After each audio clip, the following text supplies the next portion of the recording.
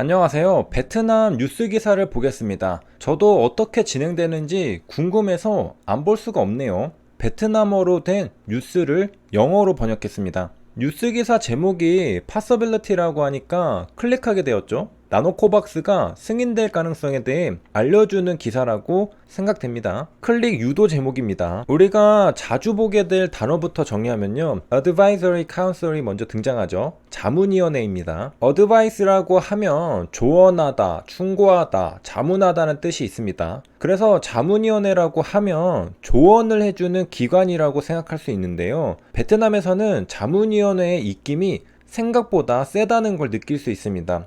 현재 나오고 있는 뉴스 기사들은 사실상 자문위원회가 긴급사용 승인을 내려주는 것으로 말하고 있죠. 그리고 우리도 그렇게 인식하고 있습니다. 반면에 미국의 FDA는 아니죠. 자문위원회는 어디까지나 자문이고 허가를 내려주는 건 미국 FDA입니다. 그런데 베트남은 자문위원회가 어프로벌을 해줍니다. 여기 기사를 보면 어프로브라는 단어를 볼 수 있습니다. 그런데 그 주체가 바로 by the Advisory Council입니다. 그러니까 자문위원회가 허가를 내려준다고 명시하고 있습니다. 정리하면 베트남은 자문위원회가 조언해주는 게 아니라 자문위원회가 허가를 하죠. 하지만 그래도 최종 허가는 베트남 보건부가 하는 걸로 보이죠. 여기 보면 베트남 보건부가 Urgent Approval을 합니다. 긴급사용 승인의 최종 결정권자는 베트남 보건부죠.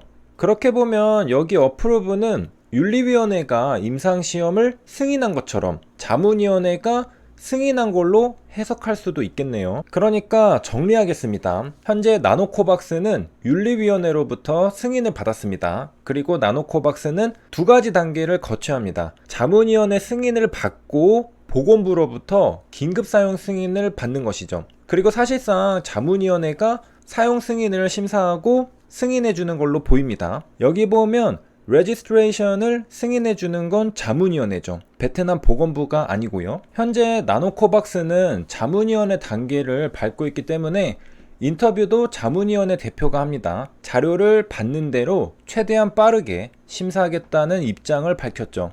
여기까지 베트남 뉴스 기사를 살펴본 느낌은요, 베트남 뉴스 기사가 좀 더 자세하네요. 영어로 번역하면 좋습니다. 물론 한글로 번역할 수도 있지만 의미를 파악하는 데는 영어가 좋은 것 같습니다. 물론 읽기는 힘들죠. 영어가 만국 공통어라 많이 쓰여서 데이터가 많아서 그런지 몰라도 좀 더 높은 번역의 정확도를 보여주는 것 같습니다. 이어서 보겠습니다.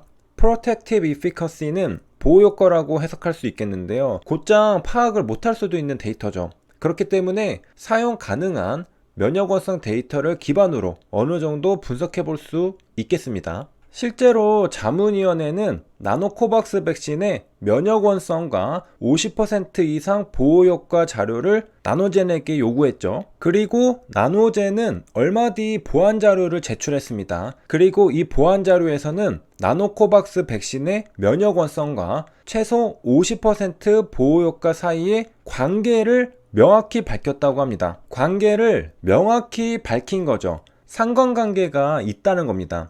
이런 작업을 하는 이유는 당연하게도 보호 효과를 지금 당장은 깔끔하게 측정해서 제출하기 힘들기 때문이죠. 임상시험이 아직 초기 단계라면 그럴 수 있죠. 원래는 보호 효과 데이터를 제출하면 깔끔하겠죠. 하지만 쉽게 구하기 힘든 경우라면 대체할 수 있는 면역원성 데이터를 통해 보호효과를 추정해보는 것이죠. 완벽한 데이터를 구하면 좋겠죠. 하지만 현실적으로 양보해야 하는 경우도 있다는 겁니다. 백신의 평가는 시간과 비용적인 부분을 고려하여 유효성 대신 백신 면역원성의 측정에 근거하여 진행이 되기도 합니다. 그러니까 시간이 많고 돈도 많다면 당연히 유효성으로 결과 데이터를 측정하는 게 가장 좋겠죠. 하지만 시간과 돈은 유한합니다. 베트남은 한시가 바쁘죠. 그리고 당연히 데이터 측정의 시간이 길어지면 돈도 더 많이 들어갑니다. 그래서 유효성을 안 쓰고 면역원성으로 대신할 때도 있다는 겁니다.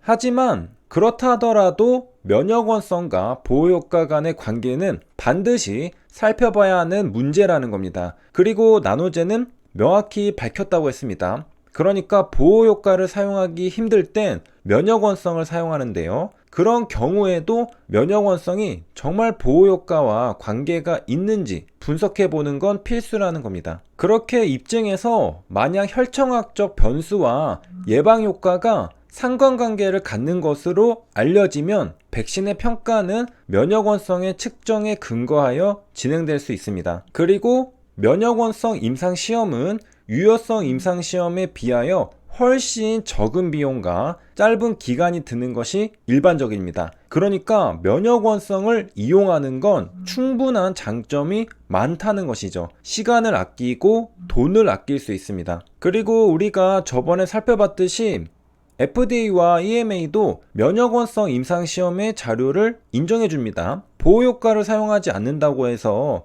의미 없는 데이터가 아닙니다. 면역원성 데이터로도 충분히 FDA와 EMA에게 도전해 볼 수 있습니다. 왜? 인정해 주니까요. 그런데 나노코박스의 보호 효과는 시간이 지나면 곧 나오겠죠. 나노코박스는 면역원성 임상시험은 아닙니다. 유효성 임상시험이죠. 백신은 실제 예방 효과가 핵심입니다. 백신은 무엇이 들어있느냐가 아니라 얼마나 예방할 수 있는가가 중요합니다.